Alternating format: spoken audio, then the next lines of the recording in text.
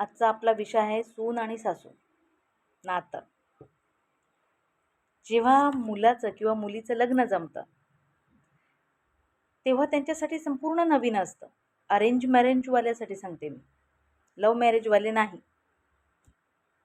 त्यांच्या ओळखी बाळखी सगळ्या झालेल्या असतात, आई वडील भेटून भेटून झालेलं असतं सगळं, आणि त्यांचं ठरलेलं असतं केव्हा करायचं काय करायचं ते फिरून बिरून आलेले असतात, त्यामुळे ते बिनधास्त असतात.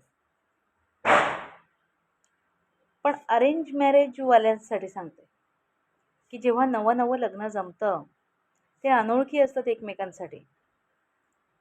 सगळंच अनोळखी असतं, स्वभाव, माणसं, मुलगा मुलगी, काहीच माहिती नसतं, फक्त कोणीतरी जुळून आणलेलं असतं मध्यस्थांनी. आणि मग काय होतं की त्या लग्न जमलेल्याच्या मध्यांतरात त्यांना नुसती धाकधूक असते, मुलाकडच्यांना पण आणि मुलीकडच्यांना पण. मुलीच्या माहेरच्यांना जास्त धाकधूक असते, सासू कशी असणार, त्यांना आधी प्रश्न पडतो सासू कशी असणार, नांदून घेईल की नाही, समजून घेईल की नाही. मुलगी इथे लाडात वाढलेली आहे, तर तिकडे काम नाही जमलं तर शिकवेल तिला की नुसतेच माहेरच्या नावाने टोमणे मारेल, वाद होतील, नवरा कसा असेल तो समजून घेईल की नाही. म्हणून मुलींना आधी शिकवायचं असतं, सगळं शिकून पटवायचं असतं. माहेरचं नाव निघू नये असं वाटत असेल तर मुलींना शिक्षणाबरोबर संसाराचंही सगळं शिकवा, टेन्शनच राहणार नाही. आणि त्याबरोबर शिकवा संस्कार. भले काम नाही आलं तरी चालेल, पण तोंड आहे ना, तोंड आणि जीभ सांभाळायला सांगा, संस्कारात राहायला सांगा. सगळं येतं मग, न सांगता सगळं करून घेतात. फक्त आपलं तोंड चांगलं पाहिजे, वागणूक चांगली पाहिजे. असो, तर त्यासाठी सगळं नवीन असतं की सासरा कसा मिळेल, कडक स्वभावाचे आहेत का, मग एवढ्या सगळ्यांचं करेल का, मग तिला समजून घेतील का. ही काळजी कोणाला, मुलीच्या माहेरच्यांना. मुलीलाही तेवढीच धाकधूक असते, तिलाही तेवढीच धाकधूक असते की नवरा कसा असेल, आणि त्याही पेक्षा जास्त सासू कशी असेल. हो, आनंद असतो ओठावर, पण पोटात असा गोळा आलेला असतो, त्यांच्या पण नाही यांच्या पण. आता माहेरच्यांना जेवढी काळजी आहे आणि मुलीला जेवढी काळजी आहे तेवढीच काळजी एका व्यक्तीला असते. कोणाला बरं, मुलाच्या आईला. मुलगी कशी असेल, जमलंय खरं, पण नांदून घेईल ना, समजून घेईल ना. आईला आई, ताईला ताई म्हणेल ना, नातेवाईकांचं सगळं करेल ना, पै पाहुण्यांचं सगळं करेल ना, माझ्या मुलाला आणि घराला सांभाळेल ना, या कुटुंबाला सावरेल ना. माझ्या मुलाला आमच्यापासून तोडणार तर नाही, दूर तर नेणार नाही, वेगळी तर करणार नाही.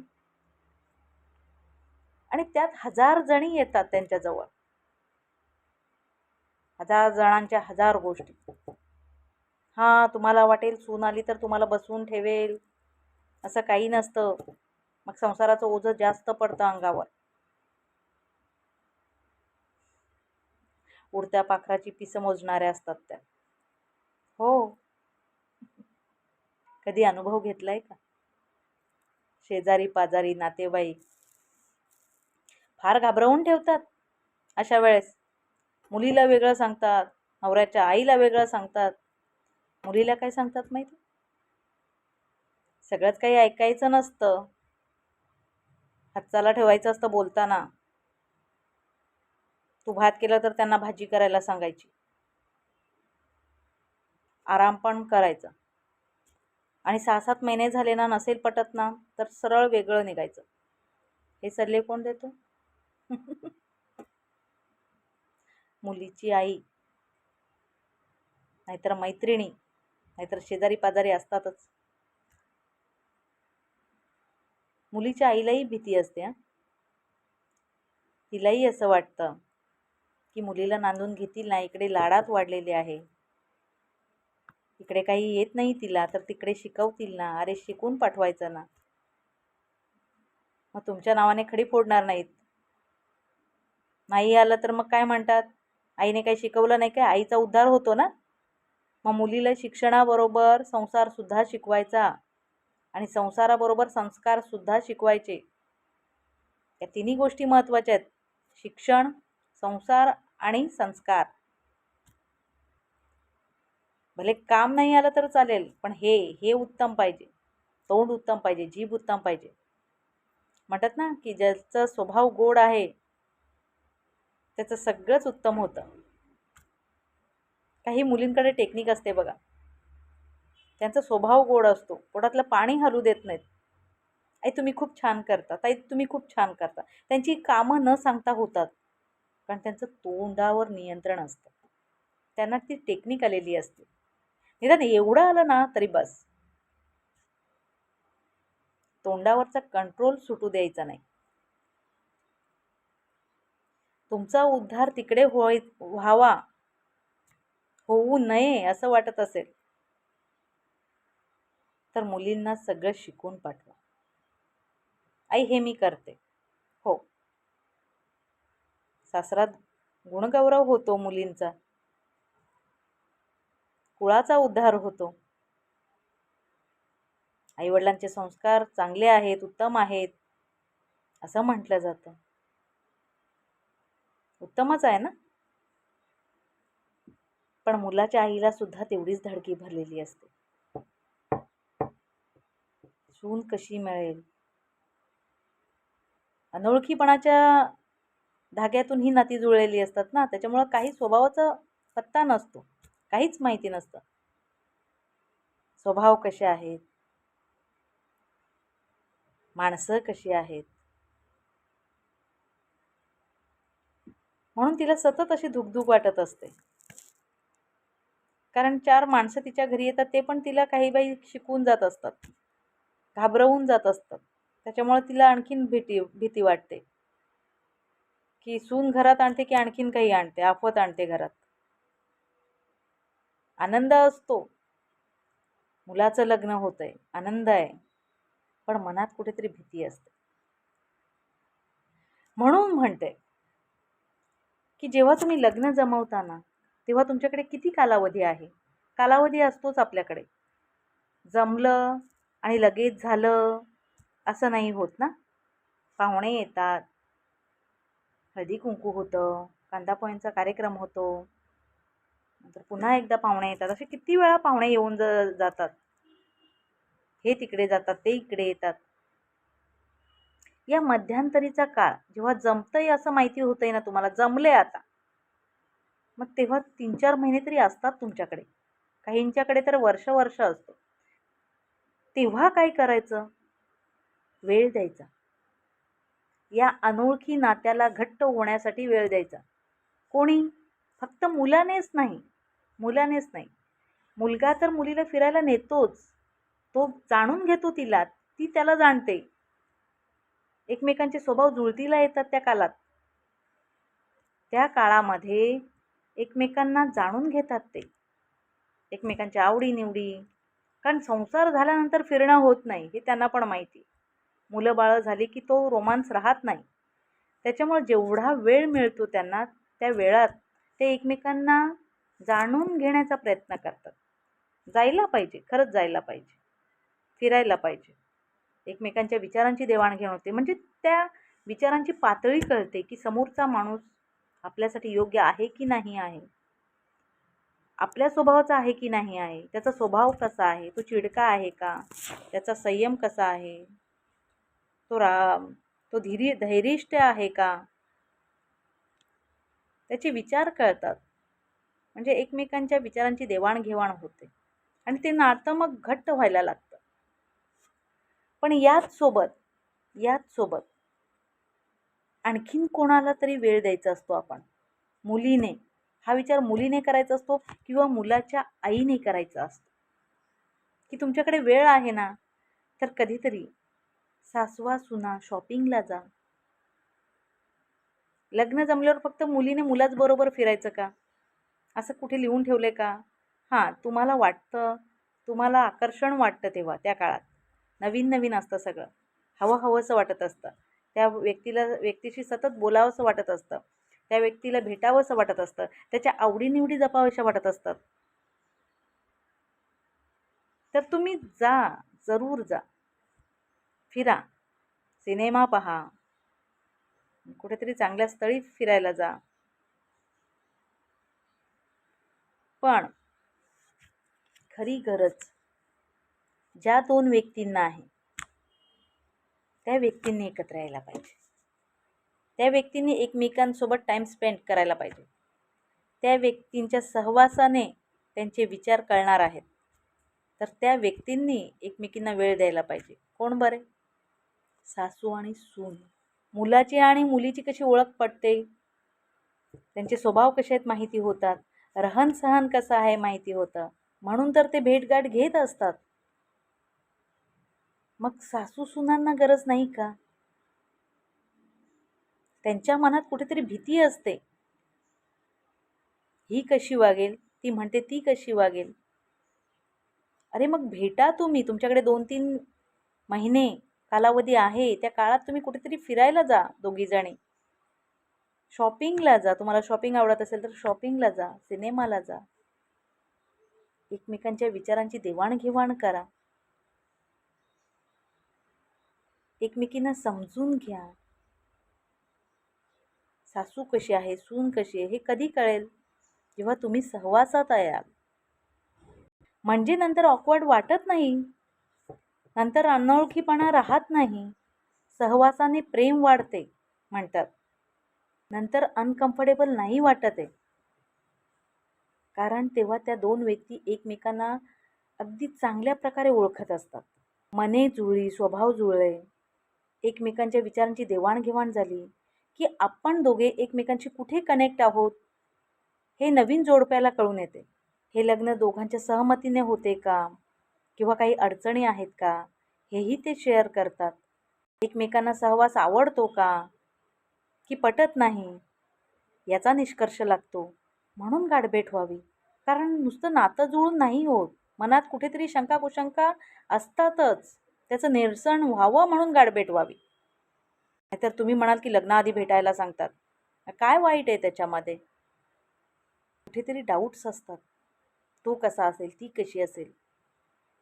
कलियुग चालू आहे. म्हणून भेटा, म्हणून भेटून द्या.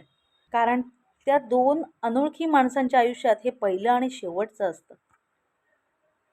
मग हे नातं घट्ट होतं. मग कितीही प्रयत्न केला तरी ते तुटत नाही, तोडता येत नाही. आणि काही वेळा असं होतं की न जुळलेल्या गाठी जुळवून आणल्यावर मरेपर्यंत एकमेकांची पसंती नसताना सुद्धा त्यांना राहावं लागतं सोबत. इच्छा आकांक्षा स्वप्न मारून. भारतीय संस्कृती हेच म्हणते. लोक काय म्हणतील म्हणून काही राहतात, काही मुलांसाठी राहतात, काही कुटुंबासाठी राहतात, काही माहेरात आईवडिलांना दोष लागेल म्हणून राहतात, पण राहतात. पण असं नको व्हायला. म्हणून काय डाऊट्स असतील ते आधीच काढून घ्या. शंका आशंका आधीच काढून घ्या. नसेल पटत तर नाही म्हणा. जमत असेल, जुळत असेल तरच हो म्हणा. काही वेळा साखरपुडा होऊन सुद्धा मुली लग्नाला नकार देतात, मुलं लग्नाला नकार देतात. मुलींचं नुकसान होतं, मुलींना नाळ पडते. समाज आहे. समाजातली माणसं कशी आहेत माहिती आहे ना. दुसऱ्याचं कधी वाईट होतं ह्याची वाट पाहत असतात. म्हणून आधीच ते डाऊट्स काढून टाका. नंतर नवी सुरुवात झाल्यावर आयुष्याच्या पहाटेची, संसाराच्या पहाटेची सुरुवात झाल्यावर ह्या शंका कुशंका नको. नवी सुरुवात नव्या उमेदीने करायची असते. नव्या जोडप्याने अगदी आनंदमय करायची असते. एकमेकांना समजून ॲडजस्टमेंट करून एकमेकांवर जीवापाड प्रेम लावून संसार सांभाळायचा असतो. नंतर आरेकारे करायचा नसतो. त्यामुळे आधीच काय असेल ते करून घे. हे मुलीचं. तसंच कुटुंबातल्या काही व्यक्तींचं सुद्धा असंच असतं. त्यांनाही भीती असते नात्याची. नवं नातं जुळतंय. नवीन नात्यात गुंफायचं आहे तर गुंफून घेतलं पाहिजे. मध्ये मध्ये सुया टोचणार आहेत, पण तरीही जुळून राहायचंय त्या धाग्याला. कठीण आहे म्हणून समजून घेतलं पाहिजे, म्हणून जुळून घेतलं पाहिजे. तिथे समंजसपणा पाहिजे. छोट्यांनी मोठ्यांना शिकवावं अशी वेळ आणू देऊ नका. मोठे कशासाठी असतात? मार्ग दाखवण्यासाठी, संकटातून छोट्यांना काढण्यासाठी, वेळ प्रसंगी छोट्यांच्या पाठीशी खंबीरपणे उभे राहण्यासाठी, कुटुंब सावरण्यासाठी. त्यांच्या सल्ल्याने, त्यांच्या मार्गदर्शनाने छोटे पुढे जात असतात, शिकत असतात. मोठ्यांनी आपला मान जपला, आत्मसन्मान जपला तर छोटेही तेवढाच आदर देतात. कारण संस्कार त्यांच्याकडनंच घेतलेले असतात. सुनेनेही सासूला समजून घेतलं पाहिजे. आई आई म्हटलं पाहिजे. आई काही बोलली तर आपल्याला राग येत नाही, मग सासू काही बोलल्यावर राग काय यायला पाहिजे? सासूनेही समजून घ्यायला पाहिजे की दुसऱ्याची पोरगी आपण घरात आणतोय, तर मुलीप्रमाणे तिला वागवलं पाहिजे. मुलीला कसं सगळं हातात देतोय, नवं आपली मुलगी लग्न करून जाते तेव्हा आपण काही शिकवलेलं असतं का तिला? दुसऱ्याच्या मुलीचंही तसंच आहे. आपण शिकवा, शिकेल ती. समजवून सांगा, पटवून सांगा, जीव लावा. म्हणतात जीव लावला ना की दुश्मन सुद्धा आपला होतो. कुटुंब एकत्र पाहिजे असेल, एकत्र कुटुंब पद्धती पाहिजे असेल तर तिथे त्या घरात महिलांनी समंजस असणं गरजेचंच आहे. कारण महिलांवरच ते कुटुंब चाललेलं असतं, पुरुषांवर नाही. पुरुष फक्त आणून देतात, पण पुरुषाचे कान भरणारी ही महिला असते. म्हणून महिला एकत्र असतील, महिलांचे विचार एक असतील, त्यांच्यात समंजसपणा असेल तर ते कुटुंब पुढे व्यवस्थित चालतं. लग्न जमलेल्या मुलीने सासूला म्हणायचं, आई चला ना आपण आज इकडे जाऊ शॉपिंगला. आई चला ना इकडे जाऊ आज आपण फिरायला. का जायचं? किंवा सासूने सांगायचं सुनेला, चल ग आज तुझ्याकडे वेळ आहे का? मला साड्या घ्यायच्या आहेत, आपण इकडे जाऊया. लग्न तोंडावर आलंय, मला साड्या चॉईस करून दे. कुठली तरी फिल्म बघायला जा, नाटक बघायला जा. एकमेकींसाठी वेळ काढा. तुमच्या विचारांची देवाणघेवाण होईल. अनोळखी राहणार नाही मग तुम्ही. तुमचे विचार समरस होतील. तुमच्यात दृढ नातं तयार होईल, घट्ट नातं तयार होईल. आणि मग लग्नानंतर तुम्हाला ते ऑकवर्ड वाटणार नाही एकमेकींशी बोलायला. आई चहाचा डबा कुठे आहे? आई साखरेचा डबा कुठे आहे? आई हे कुठे? हां तिकडे असेल बघ.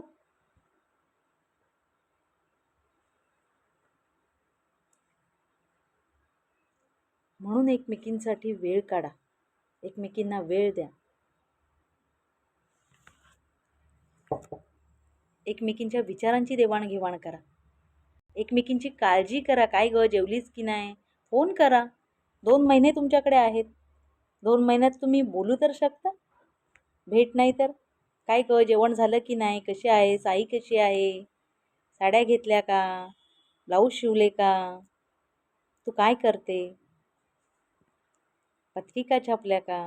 वेगवेगळे विषय असतात आपल्याकडे. आपण कुठल्याही विषयावर अर्धा तास काय 1 तास बाईने ठरवलं तर अख्खा दिवस ती बोलू शकते कुठल्यातरी एका विषयावर. मग इथे तुम्हाला काचकूच का पाहिजे? काचकूच म्हटलंय, गावठी शब्द. ती फोन करेल तेव्हा मी करेन. लग्न जमलंय, 2 महिने झाले, एक फोन सुद्धा आला नाही तिचा. अगं मग तू कर.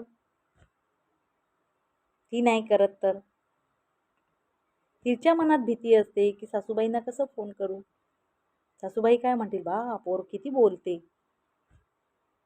मग तिकडनं पण म्हणशील, पोरगी नुसती बडबड बडबड बडबड करते, कसं काय व्हायचं. भीती दोघींना असते हा. मग दोघींच्या मनातली भीती घालवण्यासाठी एकमेकींशी संवाद साधा. कुणीतरी स्वतःहून पुढाकार घ्या. सासू सुनांनी तर भेटावंच लग्न जमल्यावर. सुनांनो, भले नवऱ्याला नाही भेटला तरी चालेल, पण सासवांना भेटण्याचा प्रयत्न करा, सासवांशी बोलण्याचा प्रयत्न करा. तुम्हाला जर पुढचं भविष्य तुमचं चांगलं हवं असेल तर सासवांशी मैत्री करा. हो, स्त्री एकूण सारखीच आहे ना, एकच आहे ना. ती आई आहे, बहीण आहे, सून आहे, सासू आहे, आजी आहे, आत्या आहे, मावशी आहे, पण स्त्रीचं रूप एकच आहे ना. मग एकमेकींनी काळजी केली पाहिजे एकमेकींची. कारण स्त्रीला खूप दुःख असतं, खूप वेदना असतात, खूप यातना असतात. तिला संसार सांभाळायचा असतो, तिला मुलं मोठी करायची असतात, तिला नवऱ्याचं सगळं बघायचं असतं, तिला कुटुंब सांभाळायचं असतं. क्योंकि सास भी कभी बहू थी. सासूने जे सून असताना सहन केलंय ते आपल्या सुनेच्या भोवती नाही करावं ना. म्हणून एकमेकींना वेळ द्या, एकमेकींना समजून घ्या. भेटल्यावर बोलल्यावर निदान तुमच्या मनातली भीती निघून जाईल की समोरची व्यक्ती कशी आहे, तिचा स्वभाव कसा आहे. जेव्हा स्वभाव कळतो ना, जेव्हा माणूस कळतो, तेव्हा माणूस निश्चिंत होतो. नाही रे, ती तशी नाही, नाही ग ती तशी नाही, त्या तशा नाही आहेत. आम्ही भेटतो ना, आम्ही बोलतो ना, आपण म्हणतो ना. स्वभाव कळल्याशिवाय कुणालाही गृहीत धरायचं नाही, कुणाच्या सांगण्यावरून तर अजिबात नाही. जेव्हा माणूस सहवासात येतो ना, तेव्हा माणसाचा स्वभाव कळत असतो. पण तेव्हा सहवासात यायला पाहिजेत, बोलायला पाहिजेत, भेटायला पाहिजेत. आणि मग लग्न झाल्यावर मग माणूस दोघी पण निश्चिंत. कारण का तर भेटीगाठी झालेल्या आहेत, आम्ही बोललेलो आहोत, आम्ही छान मैत्रिणीप्रमाणे बोलतो. त्यांची वागणूक त्यांना माहिती असते, एकमेकींना त्यांचा स्वभाव माहिती असतो, स्वभाव कळलेला असतो, त्यांचं रहनसहन कळलेलं असतं, त्यांना काय हवं नको ते कळलेलं असतं. सासू सांगते हा सुनेला, लग्नाआधी भेटीगाठी झाल्या तर, बाबांना असं लागतं, वेळेत जेवायला लागतं, बाबांना भाजीत असंच लागतं, हीच भाजी लागते. काही चुका झाल्या तर लगेच सांगते सासू, जा जा मी बघते. बाजू घ्यायला लागतात, कारण त्यांना तो स्वभाव पटलेला असतो. म्हणून लग्न जमलं की मुलगा मुलगी जेव्हा भेटतात, त्याचप्रमाणे सासू सुनांनाही भेटू द्यावं, त्यांनीही भेटीगाठी घ्याव्यात.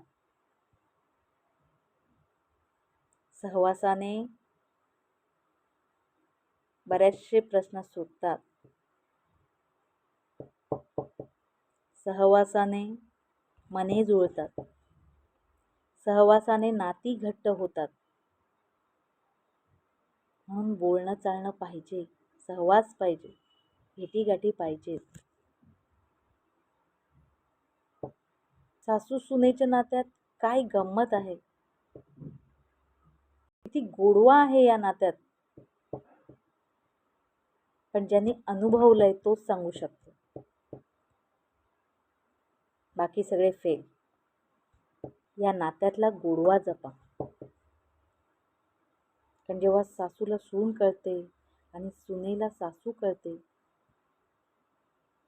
तेव्हा त्यांच्यातलं जे नातं जमतं ना, जे नातं घट्ट होतं ना त्यांच्यात, ते माहेरच्या नात्यापेक्षा कैक पटीने उत्तम असतं, चांगलं असतं आणि घट्ट असतं.